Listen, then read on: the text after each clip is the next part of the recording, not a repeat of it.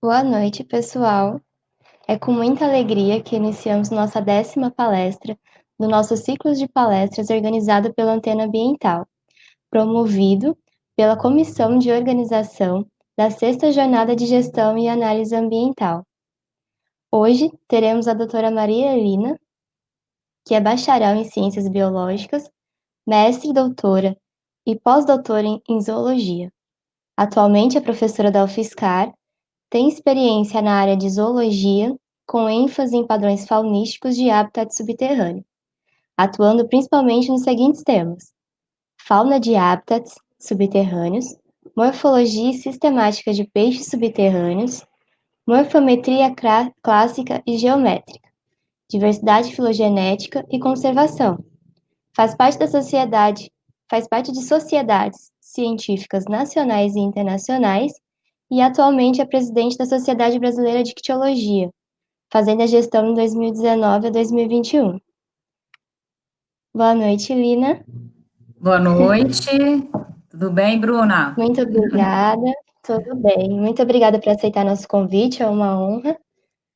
Eu que Temos você na nossa agradeço. 10ª palestra. Eu agradeço, então, o convite da jornada, né, a Bruna e a Silvia, né, que efetuaram esse convite a mim.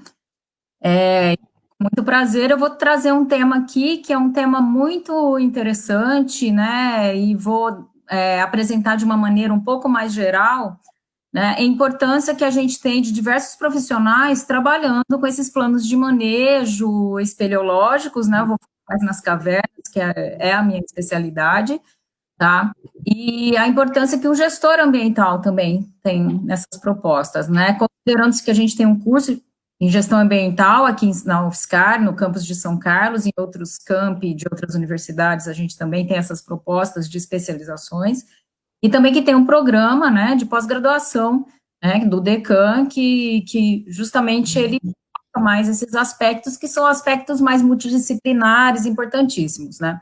Como eu sou bióloga, né, e hoje é o dia do biólogo também, né, parabéns a todos biólogas aí, tá, eu vou focar um pouco nessa questão biológica, porque ela é bem importante, ela baliza muita coisa, né, então, eu vou tentar trazer alguns exemplos aqui também, que a nossa experiência, ela auxiliou em alguns planos de manejo espeleológico, tá? Então, já agradeço novamente o convite e eu vou, então, passar a apresentação aqui, Bruna, pode ser?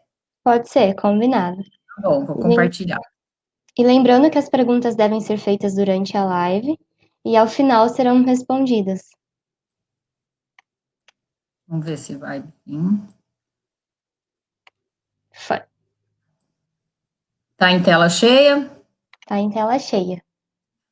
Bom, a ideia da apresentação, né, é justamente trazer um pouco essa questão de gestão e manejo de cavernas, né, porque o que é gerir algo, o que é manejar algo, né, então eu vou trazer um pouco esses conceitos também, entender como eu posso aplicar algum tipo de conhecimento para entender, né, e melhorar uma gestão seja de um parque como um todo, de uma única caverna, né, e como que isso tem ocorrido no Brasil e mostrar um pouco qual legislação, ou às vezes os termos de referência, as diretrizes que balizam um pouco isso, tá? Então, como a Bruna falou, eu sou professora na UFSCar, no Departamento de Ecologia e Biologia Evolutiva, temos um laboratório ali de estudos subterrâneos que foca mais esse tipo de estudo, tá? No campus de São Carlos, no caso, o laboratório, eu faço parte de um grupo, né, de espeleologia, que é o Grupo Bambuí, de pesquisas espeleológicas, que tem sede em Minas Gerais, e também do IBES, que é o Instituto Brasileiro de Estudos Subterrâneos, que é uma ONG que a gente tem participado aí de discussões mais gerais sobre ambientes subterrâneos. Bom, acho que é interessante falar um pouco o que é um ambiente subterrâneo, né, aqui para trazer para os alunos também essa questão do que conta para mim, do que faz parte esse cenário, tá? Então, essa definição ela é muito antiga, ela vem dos franceses, né, e ela, considerando-se para estudos biológicos, os franceses, eles têm um pouco de pioneirismo e eles têm ainda uma força muito grande nesses estudos, mas a gente não tem que desconsiderar diversos outros grupos europeus, os grupos norte-americanos, tá? E existe um consenso aí que justamente ele fala para a gente o que a gente encontra, né, nessa subsuperfície? Por que a subsuperfície? Esses espaços, eles estão geralmente em rocha, né? Então, por isso que a gente fala que é o espaço do subsolo, ou da subsuperfície, e pode estar preenchido, como a gente vê aqui, por ar, né? Aqui é um espaço grande, uma galeria, o salão de uma cavidade, aqui uma pessoa, ou preenchido por água, né? A gente pode ter riachos, rios, poças, lagos, né?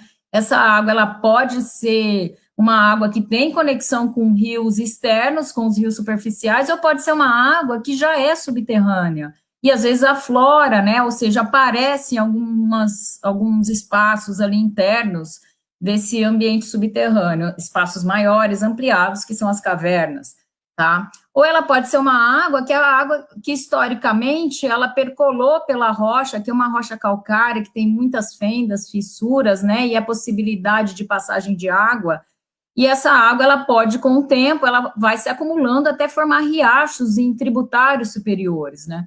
Então, quando a gente observa esse tipo de ambiente, né, na subsuperfície, a gente tem que sempre considerar que ele está dentro de um contexto maior, de uma paisagem, né? Um relevo kárstico, que a gente fala, é aquele relevo passível de dissolução, uma rocha bem passível de dissolução química, que pode aumentar esses espaços pela ação da água ou outros aspectos, uma água mais ácida, né? E aí a gente pode encontrar espaços maiores. As cavernas, né, ou cavidades naturais subterrâneas, é uma definição que considera aí sempre um balizamento com o ser humano. Então, seria qualquer cavidade natural do subsolo ou subsuperfície acessível ao ser humano, né? Então, a partir do momento que a gente tem a possibilidade de entrar nesse espaço, seja para estudar, visitar, e, né, esse espaço é definido como caverna. Essa é uma definição bem antiga também, então não é uma definição proposta por vários aí pesquisadores em cavernas no mundo, tá? O que a gente tem que considerar é que tudo isso, sejam cavernas, sejam espaços menores, eles fazem parte de uma paisagem.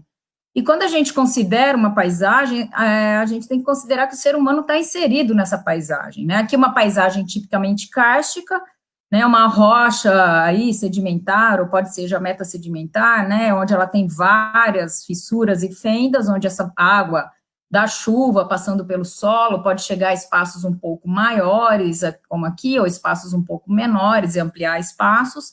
E nesse caso, né, eu posso ter diferentes horizontes também. Aqui é um corte, né, um perfil, e a gente observa claramente, né, horizontes mais próximos da superfície, por isso que eu chamo de meio subterrâneo superficial, horizontes mais ampliados, um pouco abaixo do MSS, como o epicárstico, que às vezes eu posso ter até rios aí, que são drenagens superiores, bem interessantes, abrigando uma fauna, ou até cavidades maiores, né, com riachos ou não, de nível de base, riachos conectados aqui com a superfície, tá? Alguns horizontes aqui dos ambientes subterrâneos, né, mas a gente tem vários outros e várias outras classificações que eu não vou me estender muito aqui, que a gente vai focar um pouco mais nessa questão de entender as particularidades, as fragilidades, né, e como esse tipo de ambiente, ele pode ser utilizado de diversas maneiras, inclusive didática, né. Então, aqui, por exemplo, o hiporreico, eu não vou me ater muito, que é um outro meio subterrâneo que a gente considera, tá, e então a gente vai um pouco além, tá. Independente do que eu considero se é um MSS, se é um epicast, né, diferente horizonte, né, a gente observa que as cavidades, as drenagens kársticas aí, né, os relevos kársticos, sejam torres, dolinas também, né, até aqui, né, um afloramento de um lençol freático, tá? Nesse caso, essa paisagem aqui, ela deve sempre ser considerada em qualquer estudo e ação de uso, né, desses ambientes, que são os ambientes naturais onde essas cavidades, elas se encontram, tá? O Brasil, ele é muito rico em cavidades, né, a gente tem uma base de dados dentro do nosso órgão ambiental, que é o ICMBio, né, que faz parte do Ministério de Meio Ambiente.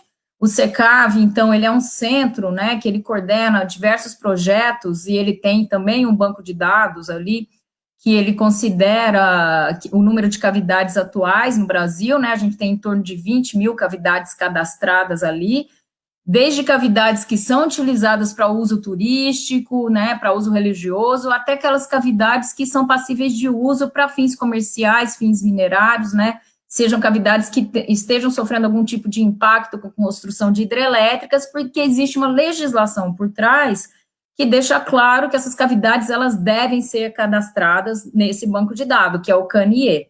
Tá? Então, a gente tem um número bem significativo e bem grande de cavidades naturais subterrâneas no Brasil, em diversos tipos de rocha, não só as rochas calcárias, como a gente observa aqui é um karst, né, um calcário, aqui também é um calcário, a Gruta dos Brejões, lá na Bahia, aqui é o Poço Azul de Milu, ali na Chapada Diamantina, aqui um pouco de feição kárstica na Chapada, aqui ali na Serra do Ramalho, sudoeste da Bahia, algumas drenagens kársticas aqui também, tá? Como também em rochas em minério de ferro, em rochas em arenito, em granito, em quartzito, né?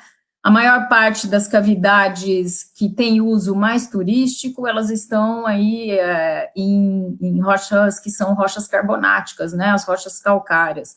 E essa caverna aqui, por exemplo, que é o Poço Azul de Milu, ali na Bahia, na Chapada, ela é muito visitada, é utilizada turisticamente, tem um poço bem profundo, tá? Inclusive para flutuação de turistas, e essa é uma que o plano de manejo está em andamento atualmente, quase finalizado. Bom, esses ambientes, eles são frágeis per se, né? É de se esperar. Qualquer ambiente natural, né, a partir do momento que o ser humano utiliza de alguma maneira, seja até para educação ambiental, para turismo, né, às vezes chamado de turismo ecológico, ou um turismo que seja mais convencional ou não convencional, tá? É um tipo de uso, né? E esse uso, ele já gera algum tipo de impacto, né? E em alguns casos a gente tem um turismo, que é um turismo que já está bem delimitado, é um turismo que está bem definido, algumas cavernas, por exemplo, na Serra da Bodoquena, na região de Bonito, no Mato Grosso do Sul, né, onde a gente tem várias propostas ali de caminhamentos, as cavernas que são inundadas, né, que são as cavernas passíveis de espelho mergulho, estão agora sendo bastante estudadas, monitoradas. A gente tem cavernas que a gente tem visitação que não é por mergulho, mas é mais um tipo de turismo voltado para a contemplação. Ah, mas tem cavernas ainda no Brasil que a gente não tem nenhum tipo de plano de execução, de uso para essa contemplação ter o menor impacto possível. Devemos sempre considerar que esse tipo de turismo ele é super importante, é uma maneira de sensibilizar o ser humano. Então, se a gente tem a maneira de fazer isso com o menor impacto possível, é mais interessante, né? E a gente vai mostrar aqui que tem legislação norteando isso, tem vários especialistas no Brasil que só trabalham com planos de manejo espeleológico, né? Mas o mais importante é a gente mostrar que tem que ser sempre uma equipe muito multidisciplinar, né? Ninguém faz um plano de manejo sozinho, tá? É legal esse gráfico porque ele mostra que o turismo ele pode estar presente aí como um impacto importante em várias regiões do Brasil, que são regiões, às vezes, que eu não tenho ainda planos de manejo espeleológico, que já são já aprovados em execução, né? Mas isso é um jeito da gente mostrar que a gente tem um caminho aí a seguir importante para o Brasil. Mas, quando você pega todos os outros tipos de impactos que a gente tem para cavidades no Brasil, esse é um trabalho que está em andamento ali no laboratório, né, são coisas detectadas mais recentemente, né, e sendo consideradas, a gente observa que eles podem ter um impacto muito maior, mesmo que seja num único estado, principalmente, ou, né, numa única região, e seja, por exemplo, mais pontual, tá?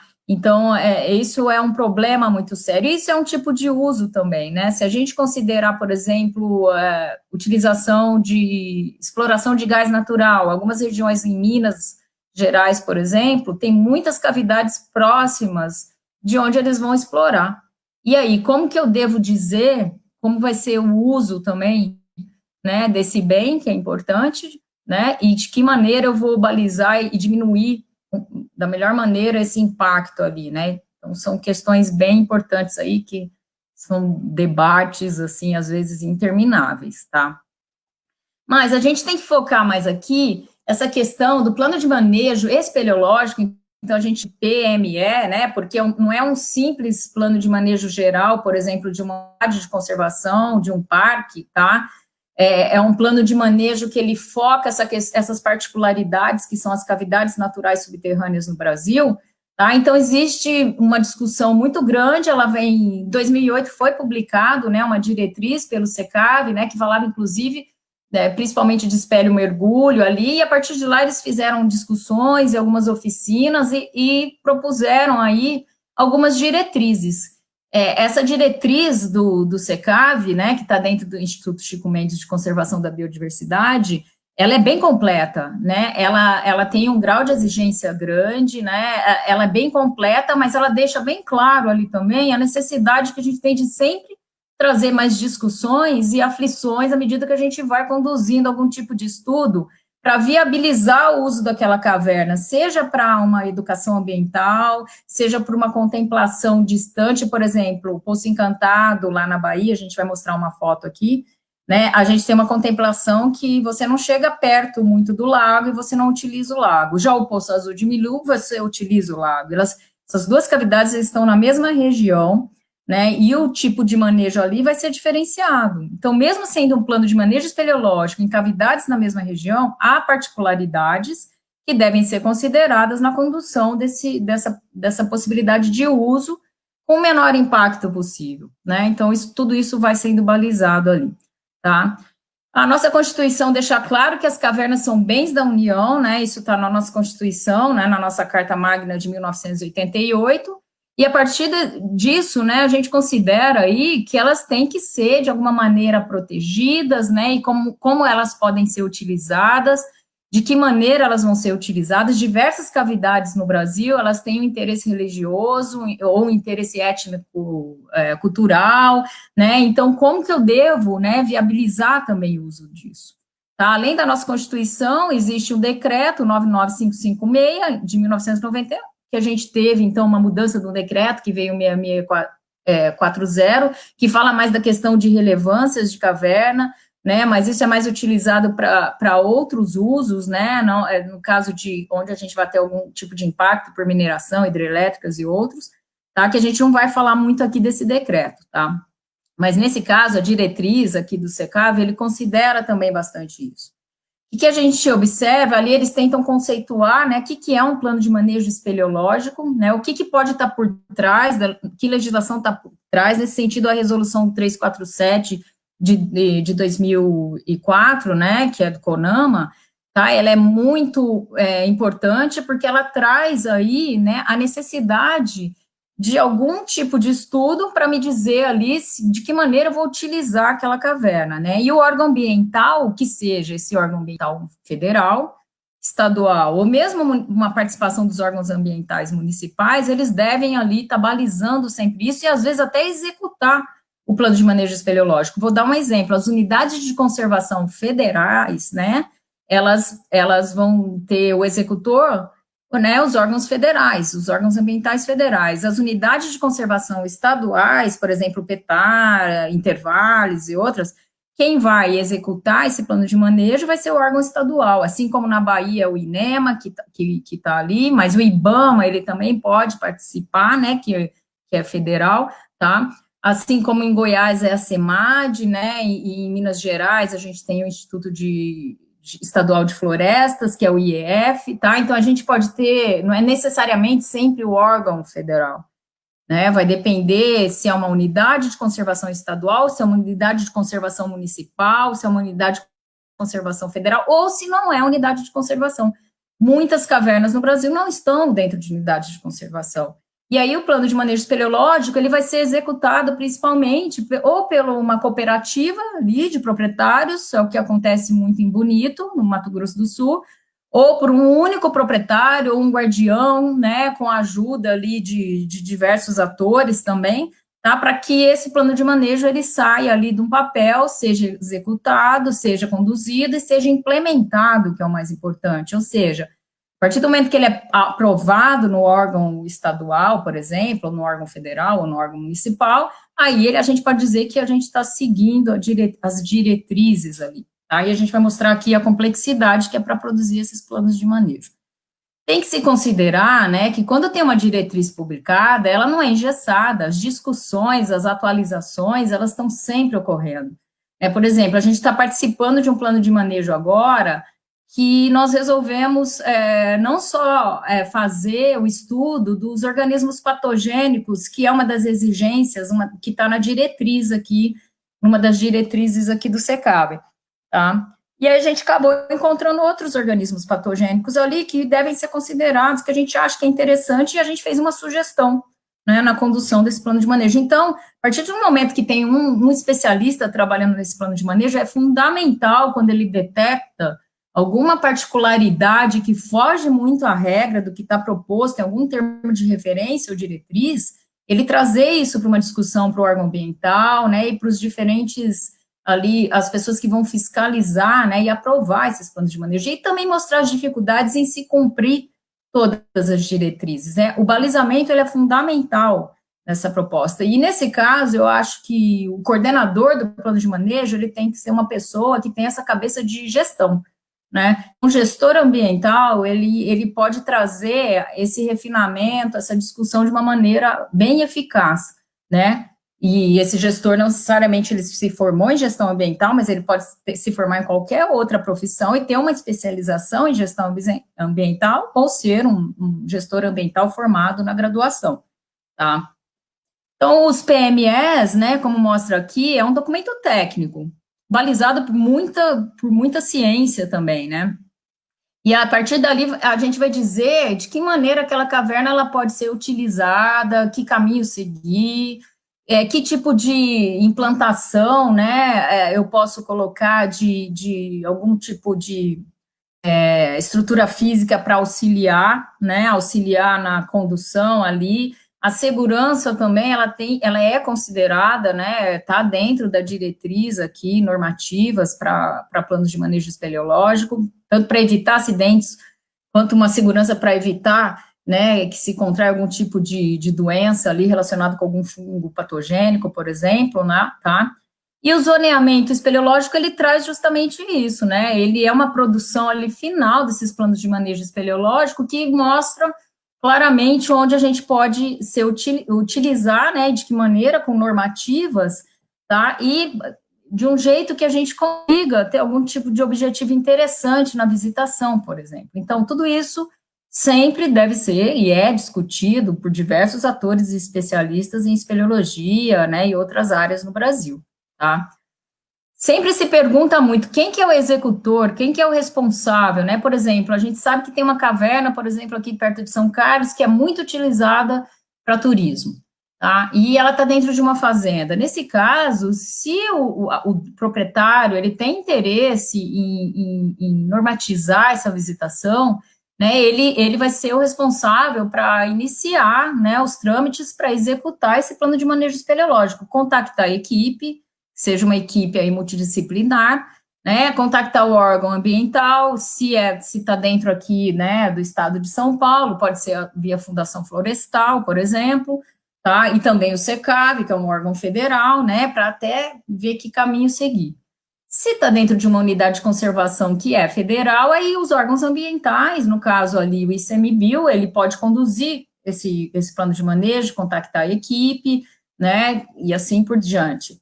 Tá? E se está dentro de um município, por exemplo, parques municipais, a gente tem vários no Brasil, às vezes cavidades ali que são visitadas, tá? Mesma coisa. Então, a Secretaria Estadual ali, a Secretaria Municipal do Meio Ambiente, né, ela deve ser responsável aí buscar, né, esses caminhos para executar esse plano de manejo.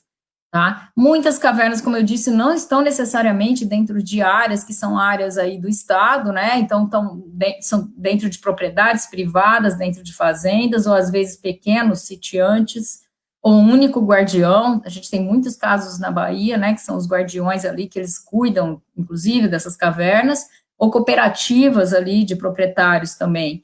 E aí eles seriam os responsáveis para buscar, né? Executar esse plano de manejo, tá? A diretriz do SECAV, ela dá um caminho, né, ela dá um norte claro, mas a gente pode ter diversos termos de referência dentro dos órgãos estaduais, né, o INEMA tem discutido muito isso, né, para os planos de manejo ali da Chapada Diamantina, por exemplo, que são cavidades que estão fora de unidade de conservação, tá? a SEMAD também, né, que é o órgão ambiental do estado de Goiás. Então, tudo isso, né, ele pode ser balizado também dentro de termos de referência que são publicados ali, são oficiais desses órgãos estaduais e municipais, tá? Mas sempre com essa preocupação de não fugir do que é o básico, para a gente ter certeza ali, certeza nunca existe, né, em ciência muito menos, tá? Mas para a gente, pelo menos, operar de uma maneira com menor impacto, tá? Embasamento técnico e científico são fundamentais, a gente não tem como fugir disso. Para a biologia, vou dar alguns exemplos aqui, né? Até às vezes alguns planos de manejo, eles demoram um pouco mais, espeleológicos, porque a gente tem um pouco de impedimento ao longo da execução desse trabalho, depende de estudos que devem ser repetidos, que tem que obedecer estudos que tenham réplicas, que mostrem se tem algum tipo de sazonalidade, mudanças dessa fauna ao longo do tempo, que mostrem efetivamente se a visitação, se é uma visitação que ela já é mais intensa, em alguns trechos das cavernas, se ela já está causando um impacto muito grande em populações que são mais frágeis, de animais cavernícolas, né, às vezes animais que são restritos e endêmicos e que só ocorrem ali. Um exemplo, né, o plano de manejo espeleológico ali, ele tem que seguir essa questão de que ele é multidisciplinar. A partir do momento que eu penso em uma paisagem, né, aqui uma paisagem kárstica que mostra também alguns detalhamentos, né, a gente tem rios, vales aqui, que podem ser vales cegos, inclusive, conexões de rios com cavidades, né, que é uma ressurgência, tá? Aqui a gente tem o freático, a zona saturada, que pode aflorar dentro de cavidades, dolinas, né? Então a paisagem ela pode ser bem miscelânica e bem complexa, e ela também é frágil, porque qualquer tipo de alteração que eu tenho no ambiente externo aqui, né, eu posso ter algum tipo de impacto muito maior aqui dentro, às vezes impacto muito maior do que a visitação, tá? A gente diz que esse tipo de estudo, ele é um estudo socioambiental, né, uma análise socioambiental, uma avaliação socioambiental, porque justamente não tem como eu desintegrar essa questão de um uso ambiental do meio ambiente, né, que tenta gerir muito bem, né, com uma certa sustentabilidade, tá, dessa proposta de conservação. Então, é uma análise socioambiental. O plano de manejo espeleológico, ele obedece várias premissas aí que estão relacionadas com uma análise socioambiental, tá? Aqui um relevo kárstico lá na China, a gente observa, né, que eles têm um tipo de uso aqui, eles constroem algumas escadas, né, para passar no meio desse karst, aqui são vários lapiás, tá? Que é bem interessante também. Quem é responsável por executar, por conduzir, depois por analisar esse plano de manejo, quem vai analisar esse documento produzido são os órgãos ambientais, e quem vai falar, ó, pode ser implementado, agora está aprovado, também os órgãos ambientais, mas eles estão sempre ali, né, e devem estar rodeados de diversos especialistas, né, que vão dizer, olha, Lina, você falou que passar por aqui é tranquilo, que não vai ter tanto impacto, mas uma pessoa foi lá e fez um estudo a posteriori e viu que ali tem ocorrendo uma população que é única, frágil, de repente vamos melhorar esse caminhamento, vamos mudar para o outro lado, né, e esses mapas aí, que são os tais mapas de fragilidade, eles podem mostrar variação. Bom, esse estudo multidisciplinar, ele tem que ser sempre atualizado. Então, por exemplo, se eu conduzir um plano de manejo lá em 2008, 2009, que foi publicado em 2011, 2012, né, agora já está na hora de eu reavaliar esse plano de manejo espeleológico de alguma caverna, que seja uma caverna única, um parque inteiro, cavernas de um parque inteiro, né, é fundamental, né, porque as coisas estão em constante mudança, né, então isso é uma sugestão clara dentro das diretrizes ali do SECAV, tá, mas às vezes falta dinheiro, né, vamos ser realistas, né, no nosso país, porque um plano de manejo espeleológico pode não ser uma coisa tão simples de se fazer e nem tão barata assim, tá? Mas isso não justifica a gente não ter essa nova avaliação, né, com o tempo aí, tá? Tem uma série de exigências nas diretrizes do SECAV e também em outros termos de referência, né, que essa equipe, ela seja multidisciplinar e que ela contemple o meio físico, o meio biótico e a questão socioeconômica, né? O meio físico, né, vai englobar diversas especialidades ali. E eu posso ter ainda outras especificidades dessas áreas, então, de uma geologia, geomorfologia, hidrografia, tem a questão hidrogeológica, né, também, que não está aqui, a paleontologia, a questão microclimática, né, monitorar microclima é fundamental e saber que tipo de alteração eu tenho ali, o que é o natural, o que não é, e as grandes especificidades ali das áreas. Meio biótico, principalmente se fala muito flora, fauna, ali na caverna não tem flora, né, mas tem flora de entorno e tem flora associada ali às zonas de entrada de várias cavidades, tá? E principalmente essa questão do entorno, do ambiente externo, ela tem que ser considerada. Quando eu faço um plano de manejo espeleológico, por exemplo, lá no PETAR, né, foi feito o estudo também da flora ali, que é a flora que está ao redor do karst ali, né? Então, foi conduzido um estudo ali no entorno das cavidades, tá? E a microbiota foca-se muito na questão de organismos patogênicos, né? Principalmente fungos que podem transmitir algum tipo de doença para o ser humano, mas a gente tem encontrado ali, além dos típicos, que é o histoplasma capsulatum, né, outros organismos patogênicos ali que devem e deveriam ser mais considerados aí nos planos de manejo espeleológico no Brasil. E a questão socioeconômica, né, aí sim, né, quando eu penso no socioambiental, esse terceiro quesito aí, essa terceira premissa dentro das diretrizes, ela é fundamental, que ela vai tentar amarrar isso, o uso dessa caverna no passado, que tipo de patrimônio eu tenho ali, né, que pode ser um patrimônio artístico, cultural, né, e religioso, né, e como turismo, né, ele tem utilizado isso. Então, são vários aspectos aí, né, que os estudos devem contemplar, dentro das diretrizes do SECAV, termos de referência aí distintos, às vezes. É uma análise integrada, tem que ser uma análise integrada, né, mas a análise integrada, ela é feita, né, depois que todos os estudos, especificamente, foram conduzidos daquelas áreas anteriores, tá? E a partir daí é possível a gente produzir mapas mostrando se existe algum tipo já de impacto maior ou menor, são mapas interativos, né? É muito importante falar o papel do espeleólogo, aqui eu vou falar nos próximos slides, né, porque o espeleólogo que vai prospectar uma área, vai produzir um mapa de cavernas, é o primeiro passo que a gente dá para começar esse estudo, né, porque é justamente entender como essas cavernas são, os sistemas se integram, as cavernas se integram dentro de sistemas ou não, tá, desenvolvimento, né, como essas cavernas se desenvolvem ali no karst, tudo isso é fundamental e são esses mapas, essas topografias produzidas, né, por vários espeleólogos brasileiros aí, né, que fundamentam, né, e dão um caminho claro para a gente conseguir até avaliar muito bem esses impactos e deixar zonas que sejam zonas mais protegidas, tá? Depois de diversos estudos do biótico, né, do meio físico ali, do socioeconômico, é proposta, né, um zoneamento tem que ser proposto, e nesse zoneamento é justamente mostrar, né, áreas ali, zonas que sejam mais destinadas à preservação, talvez zonas mais intactas, né, de uso mais restrito, que não tenha tanto uso assim, tanta visitação, de extensivo ou intensivo, ou seja, às vezes tem cavernas que já são visitadas há mais de 40, 50 anos. Quando a gente vai para o PETAR, já existiu ali nos anos 1970 uma proposta de manejo por espeleólogos ali no passado, né? Uma ideia de falar, ó, é melhor caminhar por aqui, já foi feito algum tipo de interferência, inclusive de implantação de passarelas, né, que são utilizadas até hoje. Então, ali já era um uso intensivo, que se manteve e continuou esse caminhamento, tá? E, às vezes, zonas que devem ser recuperadas, que são importantes. Por quê? Porque justamente ali, né, eu posso ter a possibilidade de vislumbrar um cenário distinto ali do que eu tenho agora de impacto, tá?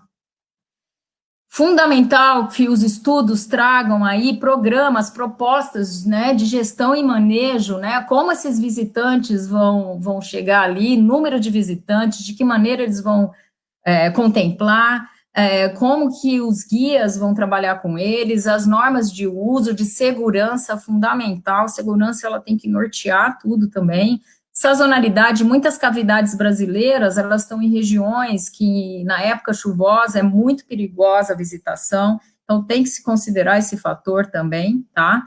proteção de microhábitats e hábitats únicos, espelhotemas únicos também, né? Utilização de recursos humanos, a questão ambiental, interpretação, e a proposta de pesquisa e monitoramento. Isso aqui pega muito, porque a gente não tem visto muito isso acontecer, né?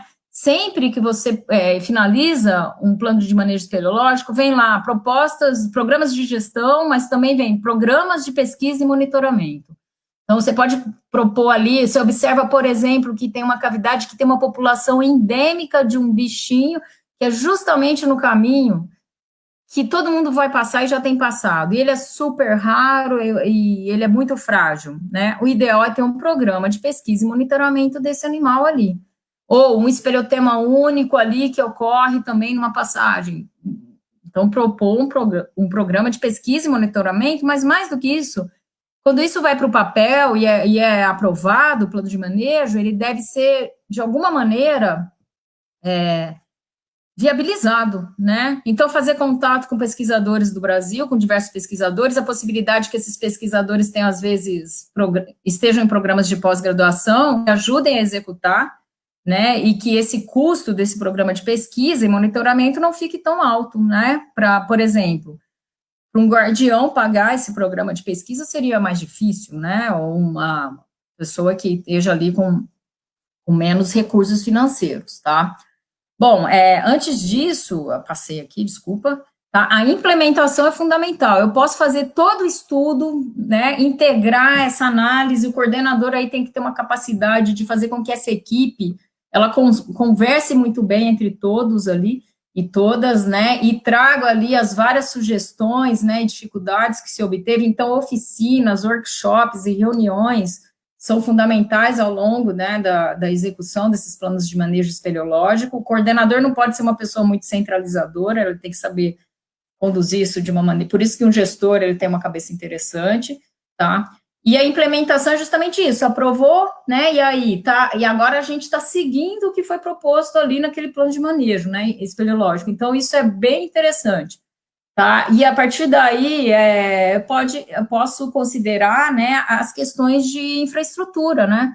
Tem cavernas que já têm uma infraestrutura, tem cavernas que já se percorre um caminho natural e se pretende deixar assim, ou que tipo de material eu devo utilizar ali, né? A gente fala dessa implantação, inclusive tem vários estudos sendo conduzidos no Brasil, inclusive desenvolvendo estudos em programas de pós, né, o Eros Lobo, ele orientou e orienta, né, vários alunos que têm essa preocupação também, né, e temos outros autores aí no Brasil com essa proposta, né, se preocupando como que eu vou possibilitar uma contemplação, né, com uma implantação de estruturas que não impacte tanto, e como esse conhecimento também gerado pelo plano de manejo espeleológico e depois pelos programas de pesquisa e monitoramento, ele pode ser utilizado de diversas maneiras, para o turismo, mais para sensibilização, para educação ambiental, para a escola, para a comunidade, né, então ele é bem amplo, né, a sua aplicação pode ser bem ampla, e deve ser, né.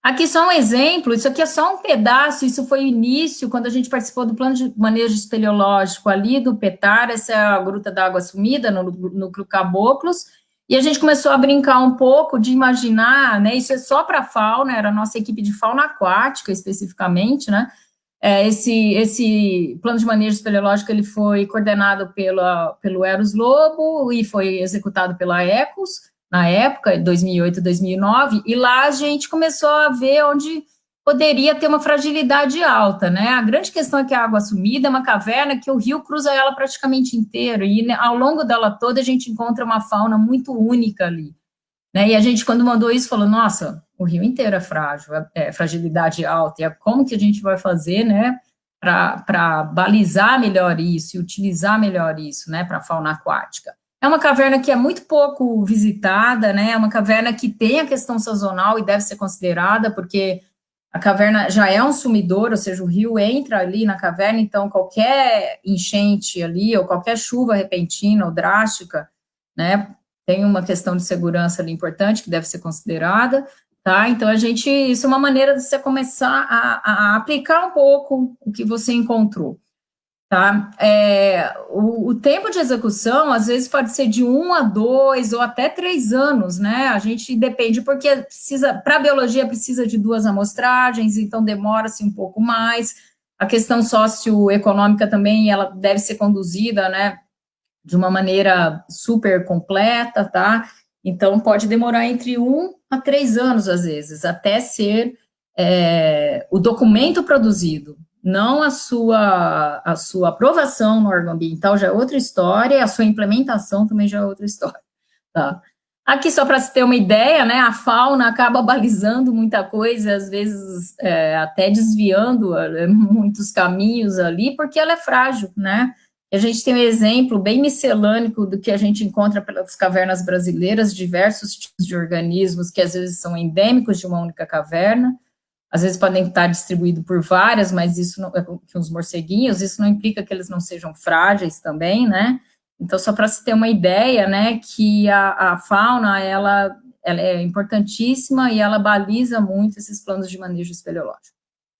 Tá? Mas não é só o biólogo, né? Diversos profissionais são envolvidos aí, com diferentes especialidades ou formações, né, de graduação. Você pode se formar, por exemplo, em biologia, mas fazer uma especialização em biotecnologia, ou você pode se formar em geologia e acabar indo para essa questão de gestão ambiental, né? Então, isso vai depender muito dos caminhos trilhados, mas um plano de manejo espeleológico, ele depende, pelo menos, esse aqui é um corpo técnico mínimo que a gente precisa para que ele consiga ser executado de uma maneira bem coerente, bem fidedigna às diretrizes, com muito cuidado, né? Então, é uma equipe muito multidisciplinar. Ah, Alina, quem é o melhor para coordenar? Aquela pessoa que tem uma cabeça gestora, aquela pessoa que consegue, né, agregar, né, a equipe e, ao mesmo tempo, fazer com que essa equipe converse, né, e traga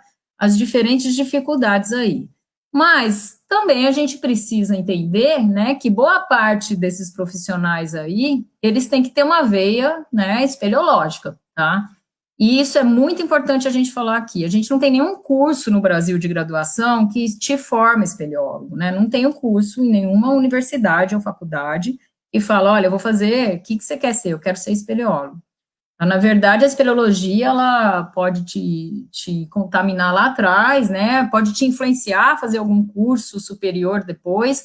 Muitas pessoas podem não fazer curso superior, isso não quer dizer que elas não vão ser profissionais fundamentais para se conduzir e trabalhar em planos de manejo, e executar planos de manejo e mostrar caminhos, tá? Então, o espeleólogo, na verdade, ele vem por trás disso tudo. Tá? O espeleólogo, ele vai prospectar uma área, ele vai mapear, ele vai entender fragilidade, ele não precisa ser biólogo para saber que aquele bicho só tem ali, tá? Então, isso é fundamental aí. A espeleologia, a gente tem no Brasil a Sociedade Brasileira de Espeleologia, que é a SBE, tá? Ela tem atualmente, vai fazer 51 anos agora, e ela tem auxiliado muito, né, na disseminação do conhecimento, na formação de pessoas. Tem uma escola, que é a Escola Brasileira de Espeleologia, que tem alguns cursos ali balizadores, ela está em construção. Na verdade, ela foi fundada há algum tempo, mas agora ela está mais em ebulição, tá? Mas também a gente tem os grupos de espeleologia no Brasil, diversos grupos, né, para o Brasil inteiro, e são os grupos ali que fornecem esse conhecimento, porque às vezes é um trabalho extremamente voluntário, né? Então, é eles que trazem todo esse conhecimento, eles que suprem bancos de dados, tanto do SECAV quanto da SBE, né? Então, os grupos de espeleologia, eles são fundamentais. Faço parte de diversos colegas fazem parte e foram fundadores e são fundadores de outros, né? Então, é fundamental a gente considerar essa questão do espeleólogo aí. Então, a espeleologia, né, ela não está... Esse nome não está aí por acaso, tá?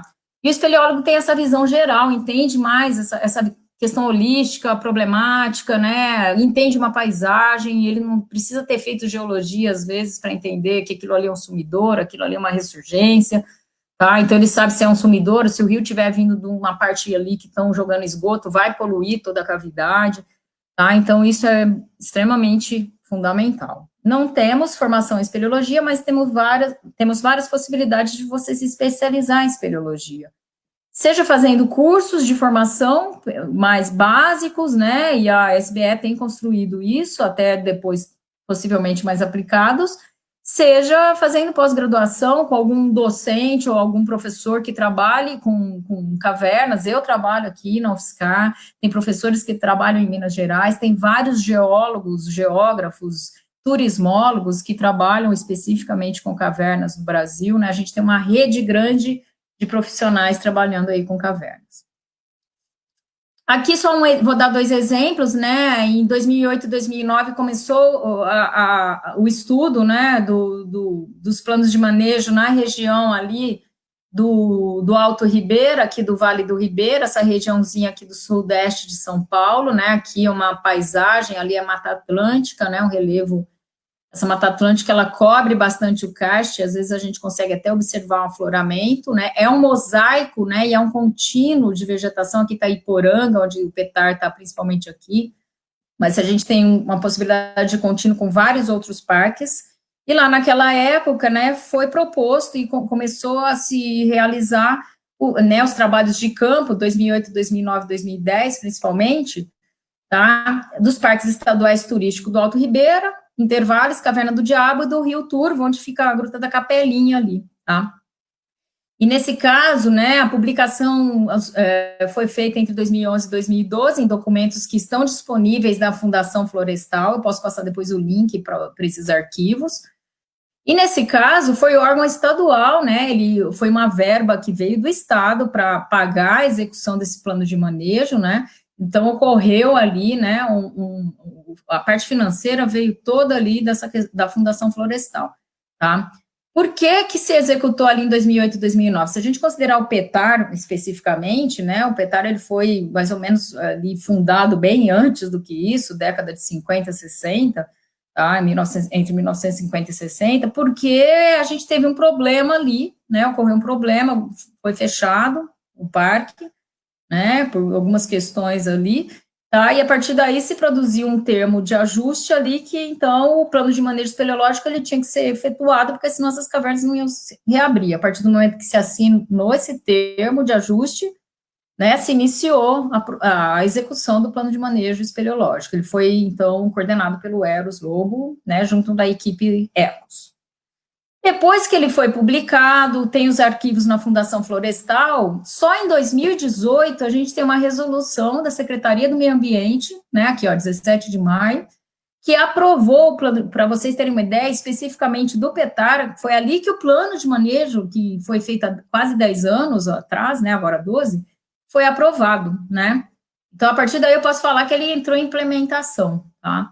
O que a gente observa? A gente tem um gap aí muito grande, né? Para a fauna, por exemplo, né? Eu acabei de orientar uma tese agora de doutoramento da Tamires Zepon, ali no Petar, e a gente repetiu, né, não só isso, mas uma parte da tese, um dos capítulos da tese, a gente considerou justamente a questão das cavernas, algumas cavernas que foram contempladas no plano de manejo espeleológico, que são mais turísticas lá no Petar, tá, e a gente viu algumas mudanças importantes. E essa seria uma revisão, né, do plano de manejo espeleológico. Essa tese acabou de sair do forno, né, a gente vai enviar esse documento agora para o gestor do parque, para o diretor do parque, né, para que ele utilize isso como uma proposta, talvez, de balizamento melhor nessas cavidades, entendimento de como elas estão, às vezes, sendo mais frágeis aí, tá? E para vocês terem uma ideia, lá na época, entre 2008 e 2009, foram 32 cavernas, não dá para ler, né, porque está bem pequeno aqui tem 32 cavidades nesses 4 unidades de conservação estaduais, distribuídas aí. No Petar a gente tem vários núcleos ali que foram contemplados, né, mas a gente tem outros parques ali, Intervalos está aqui, Diabo está aqui, Rio do Turvo, tá? E a localização da área do estudo aqui. Aqui é a Gruta Casa de Pedra, que é o maior pórtico que a gente tem, mais de 200 metros aqui, né, de pórtico, ou seja, de entrada, tá? Mas uma coisa que é importante a gente falar é a questão de que a gente tem diretrizes para plano de manejo espeleológico que devem ser sempre revisadas, mas os planos de manejo espeleológico, eles têm que ser sempre revistos também, né? Então, essa questão da gestão aí, ela é importante, tá? E aí, quando você pega algumas publicações mais atuais do ICMBio, né, em 2018 foi produzido esse roteiro metodológico aqui para elaboração e revisão de planos de manejo das unidades de conservação federais, né, e é interessante, porque ele não fala muito de planos de manejo espeleológico, mas ele contempla os planos de manejo de parques que são federais. E a gente não tem, por mais que seja mais específico o PME, né, a gente tem que sempre balizar um pouco com o que tem sido produzido mais recente, em um contexto mais geral, né, e eles acabam fazendo várias considerações ali importantes, uma delas é a necessidade que a gente tem de realmente, na hora da implementação, exigir que os programas de pesquisa e monitoramento eles sejam efetivamente incentivados a serem conduzidos, né, porque não é simples, envolve financiamento também, tá? E a questão de se avaliar periodicamente esses planos de manejo espeleológico, ou seja, reavaliações, né, o que já tinha falado antes. Bom, será que esses programas estão em execução? Eu tenho observado alguns trabalhos, sim, mas às vezes eles são muito pontuais. Eu sinto que falta muito essa questão desses programas, principalmente do meio biótico, que é o que eu tenho acompanhado mais, eles serem efetivamente conduzidos, né? Acho que falta um pouco de articulação, então a gestão aí, né, ela precisa ser mais colaborativa, né, com diversos atores, para que a gente tenha essa possibilidade de que esses programas de monitoramento que vão te dizer até que ponto essa visitação está impactando ou não, e de que maneira ela está impactando, ou que às vezes até mais tranquilo eu posso ter outras áreas de contemplação e de uso nessas cavidades, né. O programa de pesquisa, ele também vem, às vezes, para alguma especificidade, aquela planária que só ocorre no laguinho X, onde o pessoal para beber água, por exemplo. Tá? Então, ali é uma especificidade importante, uma particularidade e fragilidade, que aí deve-se buscar a colaboração com universidades, com pesquisadores, né, fazer um ajuste aí. E a parte de educação ambiental, ela é fundamental, ela é aplicada, ela considera a comunidade, escolas, né, sensibilização, né, e esses programas, eu acho que eles até deveriam estar um pouco antes ali, porque com essa proposta, você consegue até diminuir impactos e sensibilizar melhor, né, as pessoas, tá? Sinto um pouco de falta, não tenho visto muito.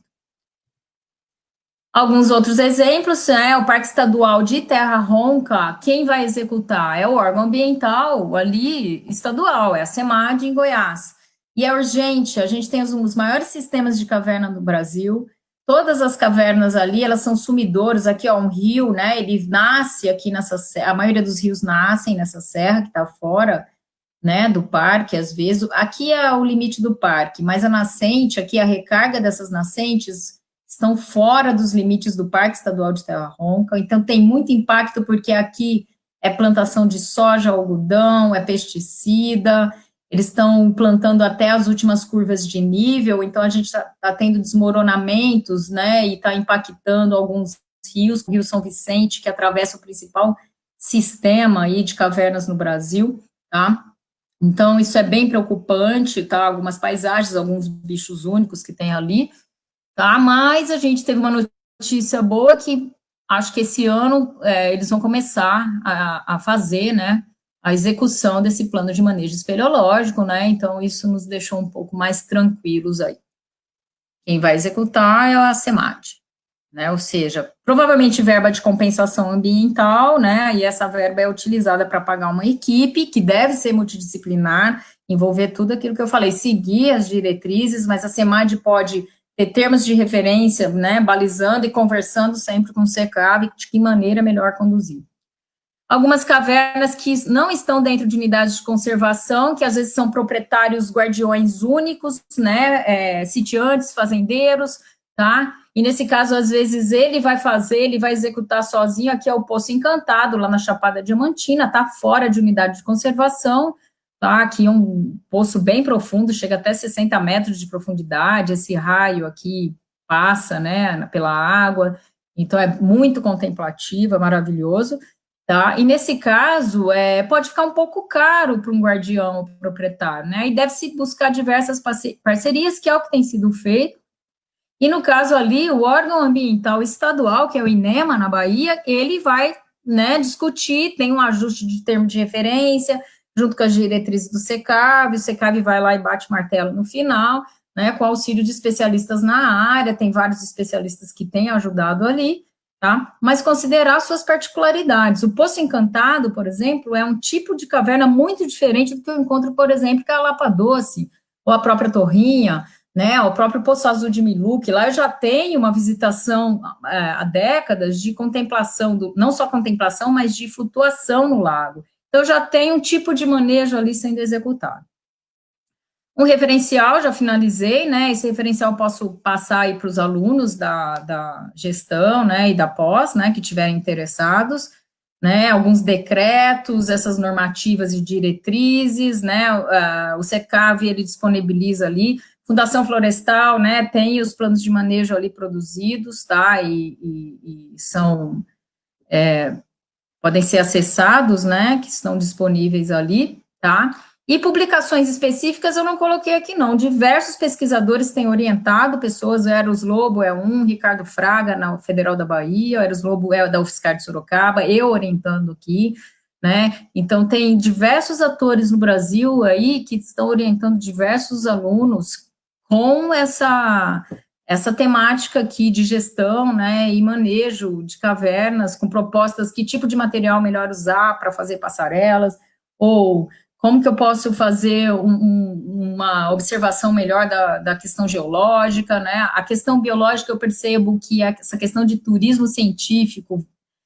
visando o meio biótico, ela é um pouco esquecida, né, é uma falha dos biólogos, eu acho que ela deve ser mais considerada aí tem os contatos, né, quem tiver um interesse, a gente está à disposição aí de vocês, tá? Acho que é isso, Bruna. Vou tirar aqui. Podemos ver as perguntas, então? Tivemos duas aqui, por enquanto. Já saiu, né, na tela. Já tirei. Nossa primeira pergunta é do professor Luciano. Ele agradece pela excelente palestra. Ficou muito claro o processo de elaboração dos planos de manejo para que não aconteçam alguns absurdos, como uma rede de TV pintar as paredes de caverna para filmar novela, como parece que aconteceu na Chapada Diamantina. Um aspecto que me chamou a atenção no PETAR foi a cobertura dos espeleotemas com fuligem do carbureto, utilizada no passado. É possível restaurar esses ambientes? Sim, muito legal sua pergunta, e concordo muito com você, Luciano. Assim, a gente teve no Brasil aí, em vários lugares no Brasil, filmagens que impactaram muitas cavernas, inclusive de destruir espeleotema e tudo isso. Isso é um problema muito sério, tá? A questão da fuligem dá sim para tirar. Tem um casal de amigos aí, né, que eles trabalham bastante, tem muita cooperação com grupos de pesquisadores que são estrangeiros, né, norte-americanos, que justamente eles trabalham com restauração e recuperação de cavernas. Então, que produtos você pode utilizar para limpar aquela área? Eles têm um projeto bem legal ali na Gruta Rei do Mato, em Sete Lagoas, é o Vitor Moura e a Luciana Alt, e eles também, né, são especialistas em plano de manejo espeleológico, tá? E eles têm feito isso com bastante sucesso ali, tá? Você pode utilizar só água e um pouco de algum produto que não seja abrasivo, né? E eles têm tido bastante sucesso. No PETAR, essa fuligem, ela é, como você falou, é histórica, quando se utilizava muita carbureteira. Quando o plano de manejo espeleológico lá do PETAR começou a se discutir a sua execução e implementação, a primeira coisa que veio à tona é proibir o uso de carbureteiras ali. Teve bastante polêmica, né, porque muita gente tinha investido dinheiro naquilo, principalmente os monitores ambientais ali, que utilizavam mais carbureteiras, porque utilizar lanternas com pilhas, além de ser mais oneroso, é muito mais poluente, se for ver, né, mas agora a gente tem a possibilidade de ter mais tecnologia e ter lanternas que você só carrega ali a bateria na energia elétrica, mas foi bem problemático aquilo, tá? Na época, e acabou se proibindo. O que aconteceu? A Caverna de Santana, com o tempo, naturalmente, aquela fuligem foi diminuindo e desaparecendo, porque a água, naturalmente, ela escorre ali em algumas épocas mais que outra, então foi lavando naturalmente, então é possível limpar assim. Também tem um trabalho que foi conduzido, né, na Gruta do Balé, ali em Minas Gerais, né, a Helena Davi, saudosa, ela era do Grupo Bambuí, de pesquisas espeleológicas, e ela também conduzia bastante trabalho com essa parte de restauração e recuperação. Então é possível, isso não aparece muito no Brasil, mas muita gente tem feito esse tipo de trabalho e é muito legal. A gente tem esse cuidado, a gente entra, vê uma pichação, né, a gente não altera, né, mas a gente relata, né, e vê a possibilidade de se fazer um projeto para isso também, porque é bem comum. Pichação, então, é desesperador, a gente encontra. É possível restaurar. Tem um livro, não está aqui em casa, acho que está no laboratório, mas é bem interessante, é só de restauração que eu tenho esse livro, tá? De espeleotemas, inclusive espeleotemas quebrados, né? Eles mostram diversas maneiras ou de você unir ali algum tipo de material que não é um material natural, né? E recuperar e restaurar. É bem legal, o livro mostra bastante isso, bem aplicado, assim. Nossa próxima pergunta é do Roger. Boa noite. Gostaria de saber se, porventura, um grupo de pesquisadores decidir explorar uma caverna, é necessário esses dois documentos: o manejo espeleológico e o zoneamento. A outra pergunta agora, né? O espeleólogo pode atuar em qualquer ramo do saber? Ó, se o espeleólogo, por exemplo, eu tô lá, dou uma olhada aí no Google, descobri que tem uns buracos lá na Bahia. Vou lá prospectar, topografar, não preciso de ter esses documentos, não preciso desse tipo de autorização, né? O plano de manejo espeleológico e zoneamento é para aquela caverna que se pretende usar.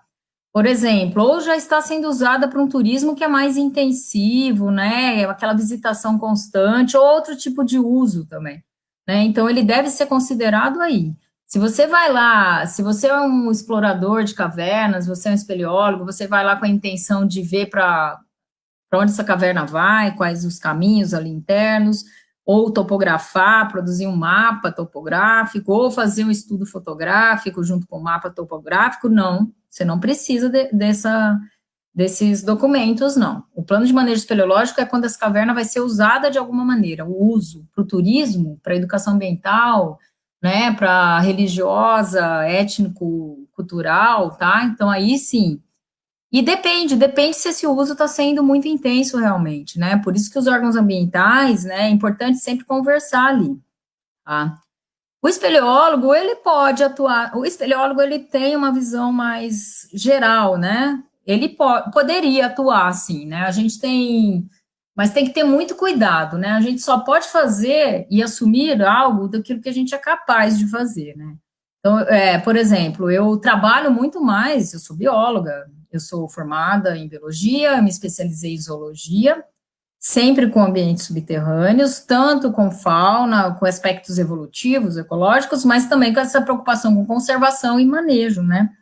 Então, a partir daí, eu comecei a estudar outros documentos, então eu sou capaz de dar uma opinião se aquele plano de manejo espeleológico contemplou bem a biologia, né? Mas antes de eu ser bióloga, eu comecei a fazer espeleologia, porque eu fui para uma caverna antes de fazer o curso de biologia, eu gostei muito, me apaixonei, falei, vou fazer biologia, então, ou geologia, eu tinha vontade de fazer geo também.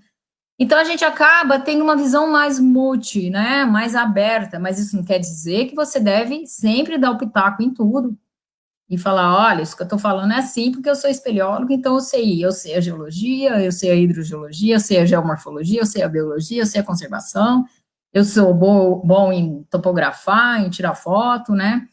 Na verdade, não tem como você dizer que você sabe tudo, tá? Mas ele tem a capacidade, sim, de atuar em diversas áreas do saber, eu acho. Porque ele conversa com muita gente. Não dá para eu, Lina, trabalhar sozinha, né? Eu sempre estou interagindo com pessoas de outras áreas para entender melhor, né? Um sistema, uma paisagem, se aquele rio realmente só está ali, né? Então, isso é importante. Para ser espeleólogo não precisa estar formado em nada, tá? Você pode ter 15, 16 anos, ou ser mais novo, né? Aí foi para uma caverna aí, quero começar a ir para a caverna, né? O ideal é você estar amparado por pessoas mais experientes para começar a explorar bem, é questão de segurança, né? Então é bem interessante. Agora uma pergunta minha. A gente foi há pouco tempo não, acho que 2 anos já por Petar, assim. E uma das coisas que os monitores de lá relatou é que tem muita caverna ainda que eles não acharam, né? Se eu não me engano, você falou que tinha um mapeamento, acho que de 1.000 cavernas, alguma coisa assim. Você Não, lá no Peru percebeu, tem muita. você percebeu alguma ação nesse sentido? Porque eu imagino que deve ter vários entusiastas que gostam de frequentar esses lugares e, querendo ou não, tem um certo impacto. E pelo É. que eu imagino, assim, o mapeamento dessas cavernas são poucos, comparado com a existência. Você percebeu alguma ação nesse sentido de achar essas cavernas e tentar proteger?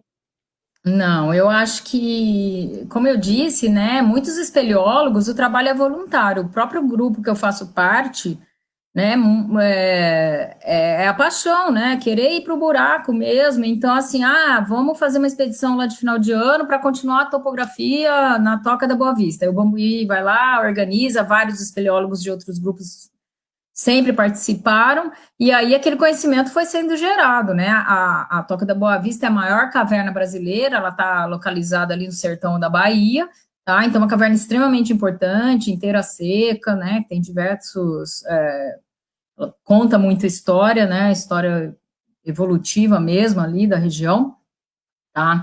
Então, a gente observa o seguinte, e vai depender muito de onde esses grupos estão trabalhando mais. Por quê?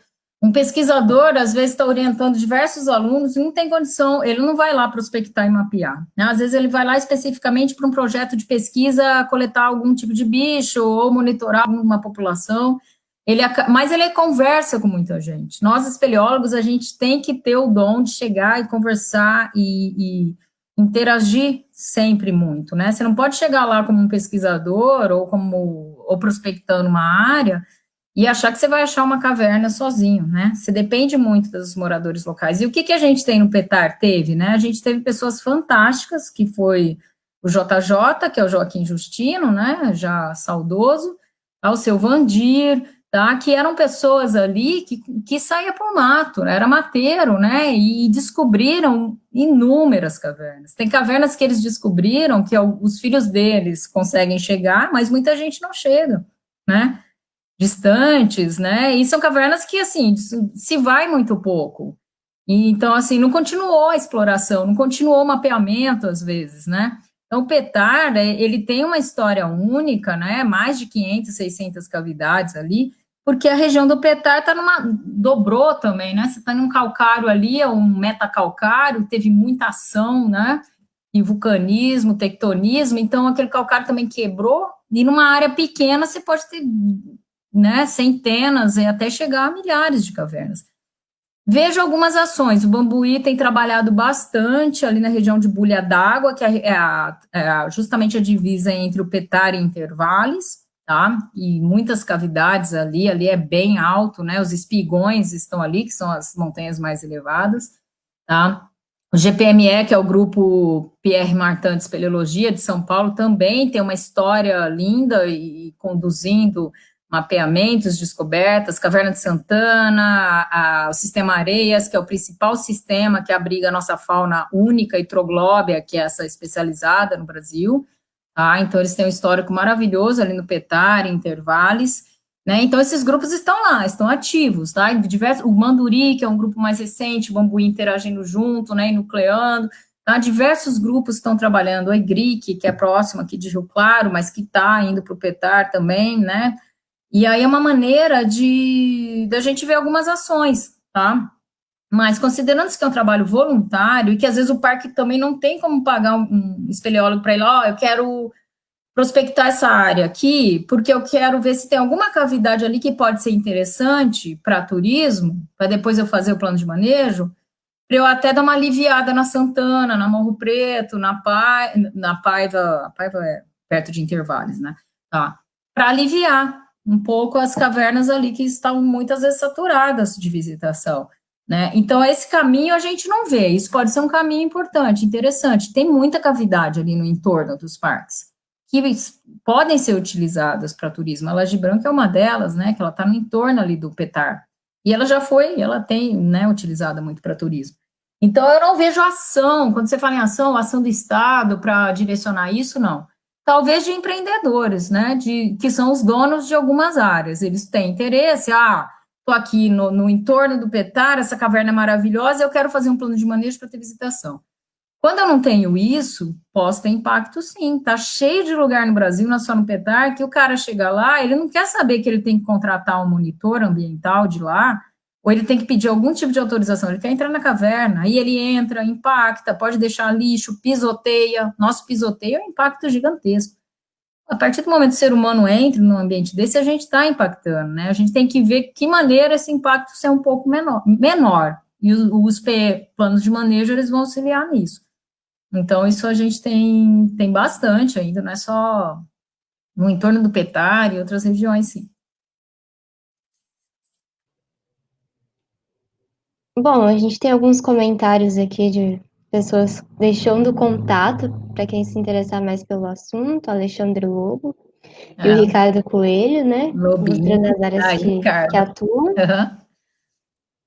O Lobinho E o vários Alexandre Lobo é agradecimentos. espeleólogo do Banruí, ele é engenheiro, um super espeleólogo aí, fotógrafo também, então isso é super importante, tá? Então é aquela coisa da paixão por espeleologia, e ele atua em planos de manejo espeleológico, em prospecção, em diversos estudos, tá? Esse é um dos casos. O Ricardo Coelho, ele é aqui do EGRIC, que é o Espelho Grupo de Rio Claro também, tá? O Bambuí é esse grupo que eu faço parte aí, que a gente trabalha bastante junto. Ótimo, aí o Ricardo falou que está trabalhando em Caboclos. Caboclos é um núcleo ali do Petar, né, um núcleo que é um pouco mais abandonado, tem cavernas maravilhosas, que são visitadas turisticamente, Temimina, né, desmoronada, a água sumida está lá, mas ela é menos visitada, tá? Tem as grutas menores ali, num complexo, ele é mais rústico, assim, né, ele não tem pousadas próximas, então o pessoal, quando vai para lá, para Caboclos, eles geralmente ficam no bairro da Serra, né, lá próximo ali do Núcleo Santana, né, e de Iporanga, e eles vão e voltam, né. Ou se tem algum guia, né, que é mais aventureiro e tudo, né, aí pede autorização para o parque, que está dentro do parque, a possibilidade de dormir ou não, acampar ou não. Não sei se o parque tem autorizado isso. Nas minhas pesquisas, eu durmo lá dentro da sede do parque ou eu acampo, né, mas eu estou indo trabalhar. Eu não sei se para turismo eles estão autorizando. Bom, acho que era isso. Gostaria de agradecer pela palestra, foi ótima. Eu que Tivemos agradeço. vários interessados aqui, uma temática muito importante. E, bom, acho que vamos finalizar aqui. Esperamos nos encontrar na jornada Sim, em novembro. Novamente, muito obrigada pela disponibilidade. eu que agradeço, Bruna. E aí, se os alunos estiverem também interessados, né, a gente está mais nessa situação remota, mas tem o laboratório ali também, tá? A gente está à disposição, nossa equipe lá do LES. Combinado, então. Muito obrigada e boa noite. Boa noite, obrigada, beijo. Beijo, tchau, tchau. Tchau.